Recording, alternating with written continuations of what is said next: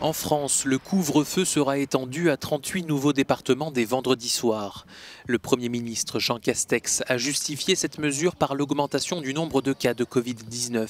Le taux d'incidence, c'est-à-dire le nombre de cas confirmés pour 100 000 habitants, a progressé de 40% en une semaine. Au cours des dernières 24 heures, 40 000 nouveaux cas ont été enregistrés, 15 000 de plus que la veille, un nouveau record.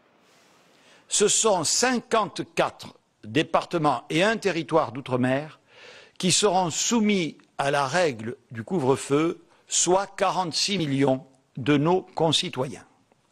Le virus accélère, nous devons anticiper davantage encore la mise en place de nos mesures.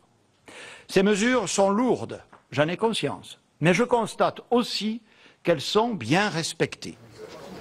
En Belgique, la ministre des Affaires étrangères Sophie Wilmès a été admise en soins intensifs après avoir contracté le coronavirus. Elle serait consciente et se porterait relativement bien selon sa porte-parole. Elle fait donc partie des 3000 Belges actuellement hospitalisés. Les autorités craignent une saturation des lits d'hôpitaux dès la mi-novembre. De son côté, l'Allemagne enregistre pour la première fois plus de 10 000 nouvelles infections en 24 heures.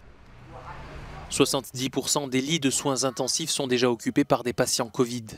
Les autorités sanitaires invitent la population à rester vigilante. Conséquence, le Danemark a décidé de fermer sa frontière aux touristes allemands à compter de samedi.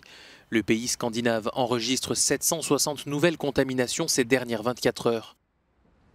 Les autorités sanitaires pourraient prendre des mesures de restriction si les chiffres continuent d'augmenter.